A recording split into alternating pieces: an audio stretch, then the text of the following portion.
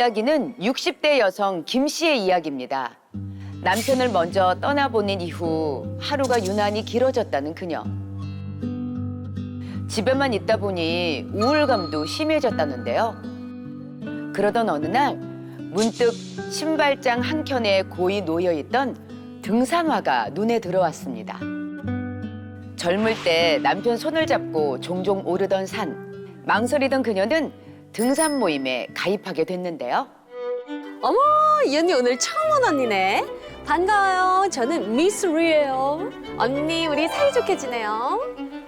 안녕하세요. 청담동에서 옷가게 하는 디자이너 킴이에요. 반가워요. 우리 잘 지내봐요. 예. 안녕하세요. 아우, 등산하러 온 사람들이 왜 이렇게들 화려해? 아우, 괜히 주눅 드네. 그나저나 우리 모임장님은 언제 오시나? 여러분 반가워요. 오늘 공기 참 좋네요. 오셨다. 우리 모임의 주인공. 어머, 오늘은 왜 이렇게 늦었어요? 기다리다 목 빠질 뻔했잖아요. 그나저나 오늘은 하드코어로 가시는 거죠? 저 오늘 컨디션 좋은데. 잠깐만요. 오늘 처음 오셨죠? 환영합니다. 오늘은 초보자도 있으니까 쉬운 코스로 가시죠. 제가 좀 도와드리겠습니다. 네. 감사합니다. 새롭게 가입한 등산 모임. 이곳의 주인공이자 청일점인 모임장님은 사람들을 두루두루 잘 챙겨주는 섬세한 성격의 소유자였습니다. 특히 새로운 김 씨를 잘 챙겨줬는데요. 힘들어라. 으슬으슬 춥고 감기인가 이게. 몸이 안 좋으면 나오질 말았어야죠. 그러게요. 오늘 같은 날에는 제가 등산 모임을 안 나왔어야 하는 건데 괜히 나와서 번거롭게 해드려서 죄송해요. 저는 괜찮습니다. 김 여사님 오늘 많이 힘들어 보이시는데 바위 오를 때나 제가 가끔 손을 잡아드려도 되겠습니까? 섬세하셔라. 감사합니다. 한결같이 김 씨를 챙겨줬던 모임장님. 그리고 그런 모임장님에게 푹 빠지게 된 김 씨. 그래서였을까요? 김 씨는 감기에 걸리거나 컨디션이 안 좋은 날에도 등산 모임에 참석을 했고 주말은 물론 평일에도 매일같이 산을 올랐습니다. 컨디션이 안 좋은데 등산은 좀 위험하지 않을까요? 그러니까요. 아무리 등산이 건강에 좋다 그래도 매일같이 산을 오르면 좀 무리가 될 것 같은데. 그러던 어느 날 어머나! 아파라! 피나네! 괜찮아요? 신발끈을 제대로 묶으셨어야죠. 그게 발이 너무 퉁퉁 부어서 신발이 잘 안 들어가요. 제 발이 커졌나 봐요. 이게 그나저나 몸이 불덩인데 땀도 이렇게 많이 흘리고 감기가 아직 다 안 나으셨어요? 그런데 저는 괜찮아요. 괜찮아요. 아이고, 그 상태로는 등산할 수 없으니까 저랑 같이 등산화 사러 가실까요? 다정하셔라. 그럼 그럴까요? 상처가 나도 몸이 퉁퉁 부어도 김 씨는 몸 상태를 대수롭게 생각하지 않았습니다. 그저 나이 들면서 생기는 노화 증상이라고 생각했죠. 그러던 어느 날 이상하게 숨이 차고 머리까지 지끈지끈했지만 여느 때와 마찬가지로 등산을 하기 위해 나온 김 씨. 모임장님, 함께 등산을 하니 너무 좋으네요. 그런데 내가 팔다리에 힘이 왜 이렇게 안 들어가지? 아니, 김 여사님 말투가 왜 이러세요? 지금 당장 하산하셔야 될 것 같은데요. 그럴 수는 없죠. 그냥 올라가. 갑자기 말이 잘 나오지 않고 한쪽 팔에 힘이 빠지고만 김 씨. 결국 응급실로 실려갔고 검사 결과는 충격적이었습니다. 뇌졸중이 진행되고 있었습니다. 혈관이 좁아지고 막히면서 뇌와 심장에 모두 손상이 왔습니다. 급하게 수술을 하셔야 될 것 같습니다. 네? 뇌졸중이요? 아니, 매일같이 등산하면서 건강을 챙겼던 분이 무슨 뇌졸중이라는 거예요? 뇌졸중으로 병원 신세를 져야 했던 김 씨. 날이 풀리면서 새로운 취미 활동으로 등산만 꾸준히 했을 뿐인데 그녀에게 왜 갑자기 이런 비극이 찾아온 걸까요? 실화극장 어느 날 갑자기 하루아침에 뇌졸중까지 생기게 됐다는 한 여성의 사연을 들어봤습니다. 대체 그녀에게 무슨 문제가 있었던 걸까요? 그래서 제가 퀴즈를 통해서 이 면역력이 무엇인지 여러분께 자세히 설명드려 볼 건데요. 네. 면역력 하면 보통 우리가 감기 뭐 이런 게 떠오르잖아요. 네. 그렇다면 감기에 자주 걸리면 면역력이 약한 체질일까요? 아닐까요? 이거는 좀 당연히 그쵸. 아무리 네. 저희를 봐도 네. 너무 좀 얕잡아 보신 거 아닌가 싶은데 저희 IM 닥터 한지 좀 꽤 네. 연수가 됐어요. 그러니까요. 당연한 거 아닙니까? 네, 근데- 약간 체질인 거지. 이런 당연한 거를 물어본다라는 게 혹시나 함정일 수도 있습니다. 근데 저는 이제 시각이 좀 다릅니다. 예. 감기는 서너 사람한테 전파하면 그때 제 감기는 끝나는 거잖아요. 그런가요? 아니 근데 감기가 아무리 걸린 네. 사람이 옆에 있다고 하더라도 네. 누구는 걸리고 누구는 안 걸린단 말이야. 그게 그건 있어요. 면역력이 약하면 그렇지. 걸린다. 그렇지. 그래서 감기에 자주 걸리면 면역력이 약한 체질일까요? 네, 맞습니다. 동그라미. 정답은 O. 예. 우리는 그러면 O로 보겠습니다. 네, X요. 저도 O예요. 그러니까 혼자만 X예요? 저는 X예요. 참다. 네, 여기에 정답자가 있으십니다. 이게 당연한 저거예요. 일명입니까, 안 명입니까? 네, 네. 정답은 바로 X입니다. 그러니까 이게 일반적으로 감기는 이제 면역력이 없어서 생기는 병이라고 저희가 생각하기 쉬운데요. 네. 중요한 점은 감기에 자주 걸린다고 해서 이 면역세포가 아예 없는 상태는 아니라는 겁니다. 네. 문제는 면역세포가 부족한 것이 아니라 충분히 회복할 시간을 갖지 못한다는 그러한 점인 것이죠.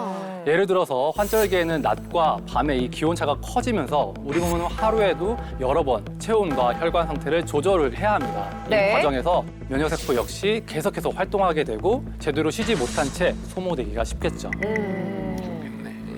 근데 우리도 밤새 일을 하면 이게 지치잖아요. 그만큼 면역 세포들도 지친 거겠죠? 네, 그렇습니다. 보다 정확하게 말하면 면역력이 없는 것이 아니라 면역 기능이 과도하게 이 소모된 상태라고 볼 수 있습니다. 그러니까 있긴 있는데 소모가 많이 됐느냐, 맞습니다. 적게 됐느냐 이 차이네요. 그렇죠.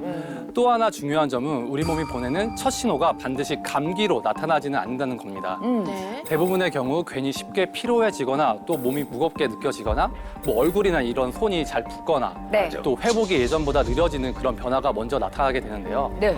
이런 신호들이 충분히 누적된 이후에 비로소 감기와 같은 증상으로 나타나는 경우가 많은 것이죠. 그렇겠네. 설명을 잘 들어보니까 알겠네요. 원래부터 면역력이 약한 체질은 없다. 없어. 네, 이런 네. 말씀이시고. 공평하게 있다. 네. 그러면 혹시 감기가 아니라 네. 내 몸에 면역력이 떨어졌다는 신호를 어떻게 알 수 있는 거예요? 그걸 체크해야 돼. 네, 그게 중요할 것 같아요. 그게 중요한 거예요. 네. 예, 내 몸의 면역력이 떨어졌다는 신호. 그 첫 번째 바로 흰머리입니다.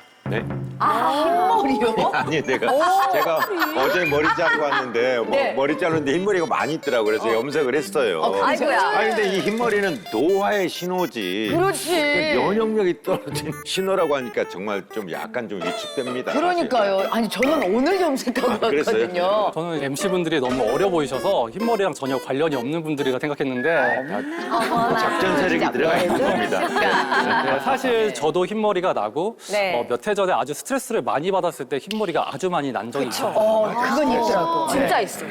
많은 분들이 흰머리를 단순히 나이가 들어서 생기는 변화라고 생각하시는데요. 네. 뭐 되게 물론 그렇죠. 당연히 노화에 네. 한 영향도 있습니다. 하지만 짧은 기간에 흰머리가 눈에 띄게 늘어났다면 그건 단순한 노화만으로 설명할 수는 없는 거가 되겠죠. 네. 머리카락 색을 만드는 멜라닌 세포는 우리 몸에서 면역 상태와 스트레스에 민감하게 반응하는 그런 세포 중 하나인데요. 면역 기능이 이렇게 떨어지면 외부 자극이나 스트레스를 조절하는 그런 능력이 약해지고 그 결과 몸 안에 활성산소가 제대로 처리되지 않기 때문에 흰머리가 갑자기 확 늘어나거나 하는 경우가 생길 수 있는 것이죠. 그러면 흰머리가 갑자기 막 늘어났을 때 요거는 면역 기능이 많이 좀 지쳐 있다 이런 신호인가요? 그렇죠. 사실 흰머리가 갑자기 이 늘어난 변화는 단순히 나이를 몇 살 더 먹어서 생긴다기보다는 우리 몸의 면역 방어력이 지금 얼마나 버티고 있는지를 보여주는 그러한 신호에 가깝습니다. 특히 수면이 부족하거나 과로가 계속되거나 만성적인 스트레스가 쌓인 상태에서는 면역 회복에 써야 할 시간이 줄어들기 때문에 이런 변화가 더 빠르게 나타날 수 있습니다. 네. 생각해보니까 실화극장 속 김 씨도 그 몸이 퉁퉁 붓고 그거를 방치한 결과 뇌졸중으로 이어졌잖아요. 맞아. 맞네. 근데 난 이해가 안 가는 게 부종이 어떻게 뇌졸중으로까지 이어진다는 거지? 난 이게 이해가 안 가요. 연결이 잘 안 되긴 네. 해요. 네.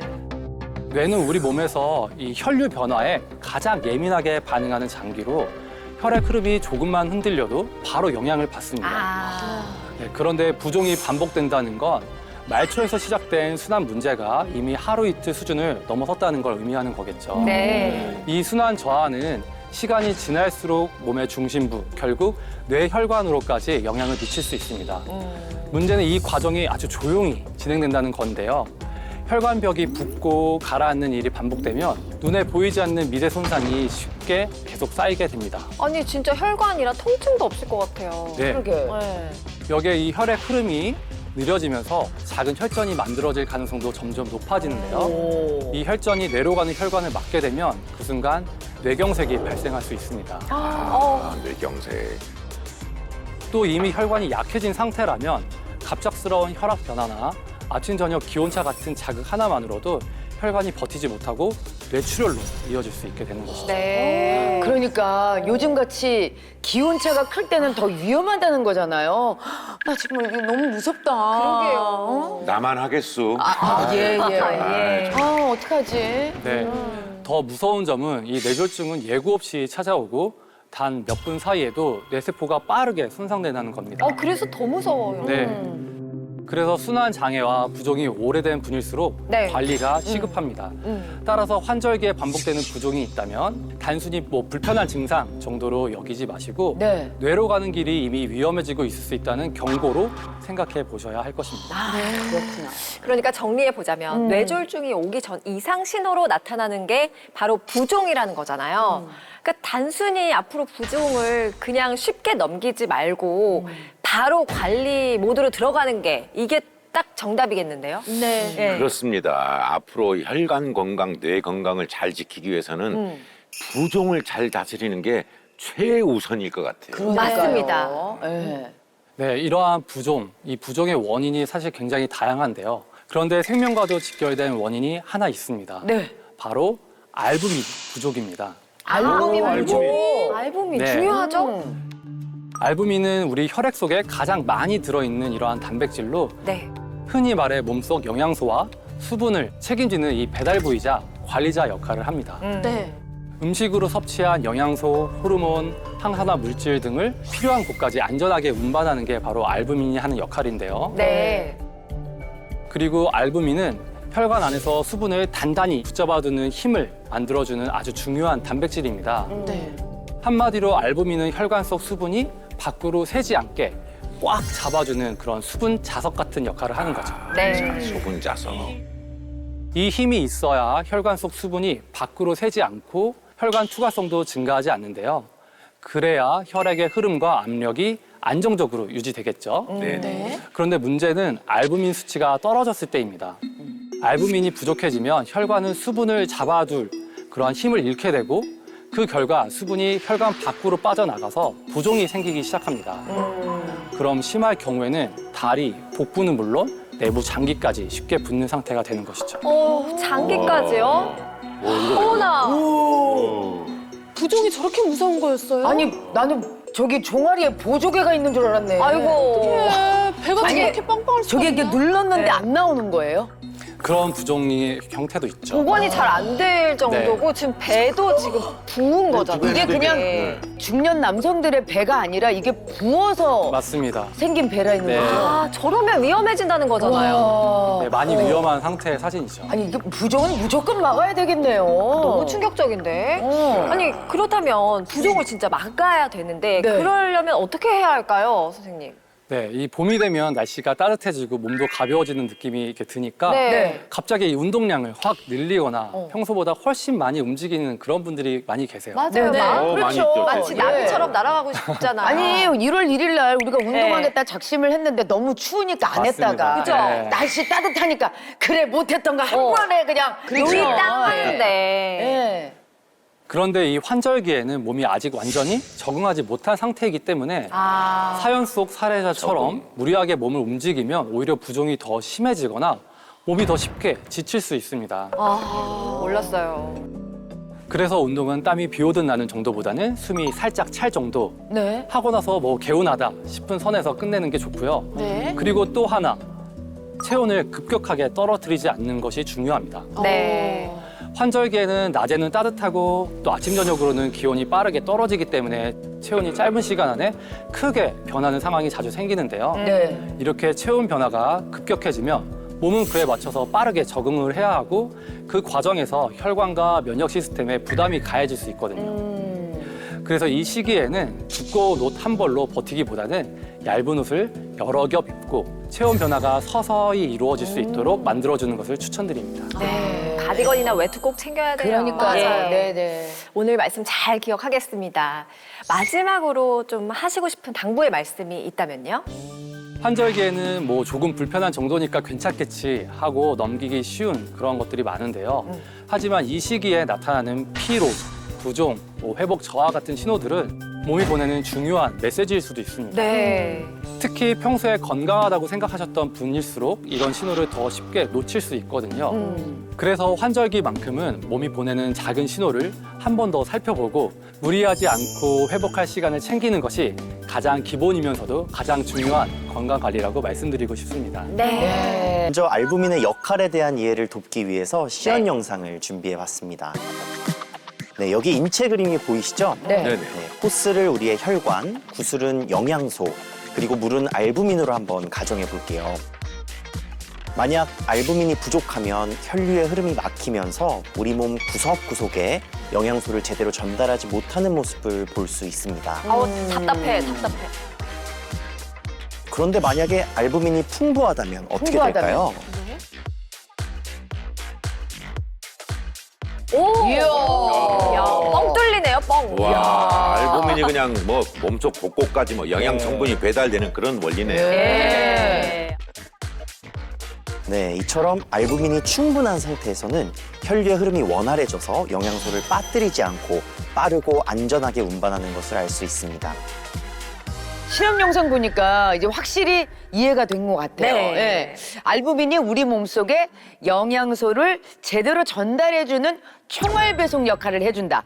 그 얘기잖아요. 네. 예. 반대로 이제 알부민이 부족하게 되면은 이런 흐름이 막히니까 부종이 생기고 또 결국에는 영양 공급까지 잘 안 되면서 각종 질환의 위험까지 높이는 거겠네요. 네, 맞습니다. 날카로워. 한발 앞서 생각하시는. 똑똑한데. 알겠죠. 맞습니다. 네. 너무 정확하게 지적을 해주셨는데 네. 특히 이 뇌 건강, 뇌 건강에 적신호가 켜질 수 있습니다. 알부민이 부족하면 면역세포의 영양 공급이 제대로 안 되니까 이 면역 반응을 조절하고 염증을 억제하는 기능이 떨어지기 때문입니다. 그 결과 혈관에 염증이 쌓이고 혈관 기능이 떨어지게 되는데요. 이런 변화가 뇌로 가는 혈류를 방해해서 결국 뇌 건강을 망가뜨리고 뇌졸중 위험까지 높아지게 만듭니다. 네. 그런데 이러한 뇌졸중 예방 관리에 알부민이 도움을 줄 수 있습니다. 관련된 연구가 있는데요. 급성 허혈성 뇌졸중을 유발한 쥐에게 고농도의 알부민 치료를 실시한 결과 신경 기능이 크게 개선되고 뇌경색의 부피가 최대 67%까지 감소했다는 연구 결과가 있습니다. 근데 사실 모든 질환이 다 걱정이 되지만은 이게 뇌졸중 위험까지 높아진다고 하니까 우리가 평소에 알부민이 부족하지 않게 수시로 잘 채워주는 게 정말 중요하다는 생각이 듭니다. 맞아요, 맞아요. 네, 맞습니다. 이 알부민이 부족하지 않게 잘 채워야 하는 이유가 또 있습니다. 뭐죠? 네, 왜냐하면요, 뇌 건강에만 영향을 주는 게 아니기 때문입니다. 알부민 부족이 망가뜨리는 이것, 첫 번째 신호는요, 바로 혈액입니다. 혈액이요? 피요? 체내 알부민 수치가 낮으면 혈관 안의 수분 균형을 유지하는 힘이 약해지면서 혈액이 끈적끈적해지고요. 아이고. 지질의 운반과 대사가 막히게 되거든요. 이로 인해서 혈관 속에 LDL 콜레스테롤, 중성지방과 같은 노폐물이 쉽게 쌓이게 됩니다. 실제로 알부민 수치가 낮을 경우에 혈관 내 지방 분해를 억제해서 고콜레스테롤 혈중 또는 고중성지방 혈중이 나타날 수 있다는 연구 결과가 있습니다. 무서운데요. 그러게요. 그런데 혈관 속 지방이 계속해서 축적되면 문제는 더 커집니다. 혈액의 흐름이 막히는 건 물론이고요. 혈관의 가장 안쪽을 덮고 있는 혈관 내피세포가 손상되면서 혈관이 제대로 이완, 수축하지 못하고 염증과 산화 스트레스가 쉽게 쌓이게 됩니다. 네. 이로 인해 가장 치명적인 영향을 받는 부위가 있습니다. 바로 심장입니다. 심장?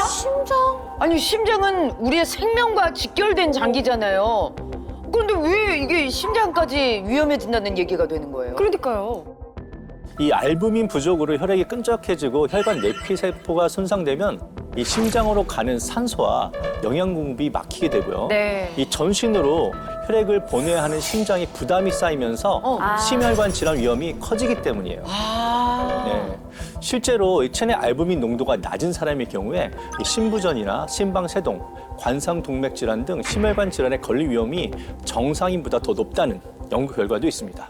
아니, 그러니까 정리하자면 알부민이 부족하면 혈액부터 망가지게 되고 그렇죠. 그 다음으로 연이어서 뇌와 심장까지 망가뜨린다는 거죠. 이거 생각한 것보다 너무 심각한 것 같아요. 네, 그렇죠. 어우.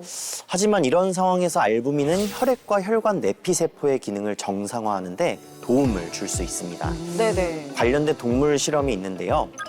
내독소로 유도한 혈관 내피 기능 장애 상태에서 알부민을 주사 투여했더니 산화 스트레스와 염증 경로가 억제되고 네. 혈관 내피 세포의 산화 손상을 완화했을 뿐 아니라 혈관의 이완 반응이 회복되었다는 연구 결과가 있습니다. 자, 혈관 건강 회복뿐 아니라 우리 몸 전신의 세포 재생을 촉진해서 우리 몸이 원래의 건강한 상태로 회복하는데 도움을 줄 수도 있고요. 실제로 나이 든 실험주의 몸속 혈장 절반을 알부민이 포함된 멸균 용액으로 바꿨더니 네. 놀랍게도요. 뇌와 간, 근육 등의 일부 세포가 재생된 걸 확인할 수가 있었습니다. 야, 세포를 해치시키는 데 도움이 된 셈이네요. 게다가 혈액과 혈관을 건강하게 만들어준다니까 또 자연스럽게 심혈관 건강에도 도움이 될 것 같고요. 맞아요. 네, 그리고 아직 끝이 아닙니다. 알부민이 부족하지 않게 잘 챙겨야 하는 또 다른 이유, 네? 마지막은 바로 암 때문입니다. 암도 관련이 있다고요? 예. 네, 왜냐하면 알부민이 부족하면 염증을 억제하는 기능이 떨어진다고 말씀드렸잖아요. 네. 네, 이런 염증 상태가 오래 지속되면 세포를 보호하는 항산화 방어막이 약해지고 그 결과 세포의 DNA가 손상되기 쉬운 환경이 만들어지는데요. 결국 돌연변이 암세포가 생겨나고 네. 자라고 또 버티기 쉬운 조건이 갖춰집니다. 자, 관련된 연구 결과가 있는데요. 이 대장암 환자를 대상으로 연구한 결과 알부민 수치가 낮은 경우에는 전신 염증 반응이 더 심하고 암 관련 생존율도 낮게 나타나는 것으로 알려져 있는데요. 자, 문제는요. 네. 암 생존율뿐 아니라 전체 생존율까지 함께 낮아지는 것으로 나타났다는 점입니다. 아니, 알부민이 이제 어디까지 뻗는 거예요? 이게 전체 생존율까지 영향을 준다는 게 너무나 충격적인데요. 알부민이 부족할수록 그러니까 암뿐만 아니라 뭐 각종 질병으로 인한 사망 가능성이 더 높아질 수 있다는 의미죠. 네, 맞습니다. 이러한 양상은 중환자실에서 자주 만나볼 수 있습니다. 네. 수술 후 회복이 필요한 중증 환자의 경우 알부민 수치가 낮다는 건 아주 치명적이거든요. 네. 실제로 중환자실에 입원한 환자의 경우 저알부민 혈증을 갖고 있다면 그렇지 않은 사람에 비해 사망률이 2배 이상 높다는 연구 결과가 있을 뿐 아니라 또 치료 반응도 저조하고 회복 시간도 더 길다는 연구가 발표되기도 했습니다. 네. 아니 어쩐지 응급실 가면요. 네. 알부민 수치 검사부터 먼저 하는 이유가 있었네. 그러네요. 그러면 알부민은 만능 배달부 역할도 하지만 어떻게 보면 생명을 유지하는 데도 꼭 필요한 그런 성분이네요. 또 위험한 장기 부종이 또 있는데요. 폐가 붙는 폐부종입니다. 실제 폐부종 환자분의 사진을 한번 보여드려 볼게요. 네. 왼쪽은요 까맣게 보이는 반면 오른쪽은 어때요? 물이 차서 하얗게 변한 게 보이시죠? 예. 페부종은요, 말 그대로 폐에 물이 차는 질환이라 네. 마른 익사라는 악명 높은 별명이 있습니다. 마른 익사. 마른 익사. 네. 딱 봐도 너무 갑갑할 것 같아요. 그렇죠. 네. 이 호흡곤란, 발작, 사망까지 이를 수 있는 아주 위험한 질환입니다. 특히 고령일수록 더 위험한데요. 실제 급성 폐부종으로 입원한 환자 대부분이 고령으로 알려져 있고요. 네. 1년 내의 사망률은 40%에 달한다는 연구 결과도 있습니다. 급성 폐부종의 사망률이 거의 절반에 가깝다고 하니까 더욱 무섭습니다. 네. 이렇게 뇌나 폐까지 붓게 만드는 원인이 결국 알부민 부족 때문이라는 거죠. 네, 맞아요. 혈관 속 수분을 잡아두는 힘, 삼투압이 약해지면서 수분이 장기로 빠져나가기 때문인데요. 이때 알부민을 보충하면 수분을 다시 혈관 안으로 끌어당겨서 장기 부종을 완화하는 데 도움을 줄 수 있습니다. 네, 실제로 동물 실험 결과 고농도 알부민 치료를 실시했더니 대조군 대비 뇌부종은 81%나 감소한 것을 확인할 수 있었고요. 또 다른 연구에서도 폐혈증 환자에게 알부민을 투여했더니 호흡곤란과 폐부종 발생 위험이 함께 감소한 것도 확인할 수 있었습니다. 폐혈증 이야기가 나와서 하는 말인데 요즘 환절기라 그런지 네. 부고 소식이 많이 들려서 참 마음이 안 좋거든요. 근데 이유 들어보면은 폐혈증인 경우가 꽤 많더라고요. 그러면 이 알부민이 폐혈증 예방과 관리에도 도움을 줄 수 있을까요? 이와 관련된 또 연구 결과가 있습니다. 네. 이 폐혈증 환자를 대상으로 알부민을 투여해봤더니요. 일반 수렴수를 맞은 환자보다 말초 조직의 산소 공급이 개선되는 경향을 보이는 것도 확인할 수가 있었습니다. 아, 개선이 되는군요. 손끝 발끝에 영양소 공급이 잘 이루어질 수 있게 도움을 준 거죠. 전신의 혈액과 수분이 제대로 원활하게 돌아다닐 수 있게 해주는 게 그래서 중요하군요. 그러니까요. 그러니까 애초에 알부민이 좀 부족하지 않도록 잘 채워 놓는 게 내 몸 안에 그게 제일 좋을 것 같은데 그렇지. 내가 지금 알부민이 부족한지 충분한지 그거에 알아야 될 거 아니에요. 그러니까. 어떻게 방법이 네. 있나요? 그래서 우리 몸속 알부민의 농도를 정확히 알 수 있는 방법은 혈액 예. 검사인데요. 알부민의 정상 수치는 3.5에서 5.0g/dL입니다. 이보다 낮을 경우 오늘 말씀드린 전신 부종, 뇌졸중, 심혈관 질환, 장기 부종 등의 위험성이 커질 수 있기 때문에 최소 1년에 한 번쯤은 혈액 검사를 통해 알부민 부종 여부를 확인해 보시는 것을 권장드립니다. 1년에 한 번쯤은 우리가 그래, 그럼 꼭 할 수 해야죠. 근데 있습니다. 이제 종합 검진을 해도 예. 이거를 모르면은 네. 인식이 안 되잖아요. 그렇죠. 쓰여져 있지만 그러니까 그럼 꼭 한번 물어봐야 될 것 같아요. 네. 아는 게 힘이야. 네네. 근데 한 가지 궁금한 점이 있어요. 네. 그러니까 알부민은 아까 간에서 만들어진다고 말씀을 하셨잖아요. 저는 간 건강 괜찮은데 네. 그러면은 제 간이 괜찮다는 건 알부민이 충분히 만들어지고 있다는 그런 얘기가 아닐까요? 과연? 네, 그렇게 생각하실 수도 있지만 이 네. 간에서 알부민을 만들기는 하지만 한 가지 변수가 있습니다. 뭐예요? 바로 나이입니다. 나이요? 네, 나이입니다. 나이가 들면요, 네. 간의 세포 재생 능력과 대사 기능이 떨어지고요, 알부민 생산 능력이 떨어지게 되거든요. 예, 실제로 혈청 알부민 수치는요, 남녀 모두 20세 전후에 최고치를 찍고요, 60세 이후부터는요, 체내 알부민 농도가 급격하게 하락하는 모습을 아이고. 확인할 수가 있습니다. 급격. 그냥 떨어지는 게 아니라 급격하게. 이게 60대부터 급감한다니까. 그럼 제 몸속의 배달부들은 지금 다 퇴근하고 없으신 거 아니에요? 은퇴요. 야, 은퇴. 이거 나이 드는 것도 서러운데 알부민까지 부족해진다니까 너무나 서글픕니다. 아니 퇴근하지 말라고 하시지 그러셨어요. 아, 붙잡을 수도 없고. 아 나 정말 어떻게 해야 돼요? 오버페이를 해야 되나? 너무 걱정하진 마세요. 왜요? 네, 알부민은 간에서도 꼭 필요한 단백질이기 때문에 외부에서 보충해주면 간 기능 회복에도 도움을 줄 수 있습니다. 그래서 실제로 간 손상을 유발한 쥐에게 알부민 융합 단백질을 투여한 결과 네? 간세포 손상으로 인해 발생한 간 섬유화 증상이 개선된 것을 확인할 수 있었습니다. 오. 알부민을 채워주면 간 기능 회복을 돕고 결과적으로 알부민 생성까지 힘을 실어주는 부스터 같은 역할을 하는 거네요. 이거 진짜 완전 꿀팁인데요. 그쵸? 오. 아니 이쯤 되면 그 마시는 알부민이 어떤 맛인지 궁금하지 않아요? 너무 궁금하네요. 궁금하시죠? 네, 궁금해요. 네. 자, 그래서 알부민 복합물 100%의 맛을 한번 다 같이 이 자리에서 맛을 보겠습니다. 100%. 네, 100%.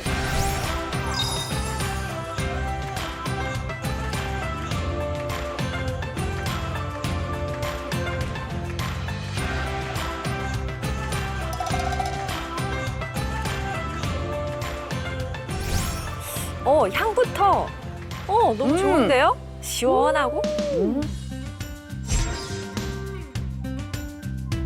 맛있다. 자, 한 번. 정말 난 너무 한 점을 남기기 간절해요. 싫었어요. 내가 60대라 너무 간절해서. 응? 아, 제가 반 남겨서 드릴 걸. 아니. 이렇게까지 예. 거부감 없이 살짝 달짝지근한 맛이 나고 선물하기도 딱 좋을 것 같아요. 맞아요. 이게 누구나 다 그냥 쉽게 마실 수 있는 그런 맛이에요.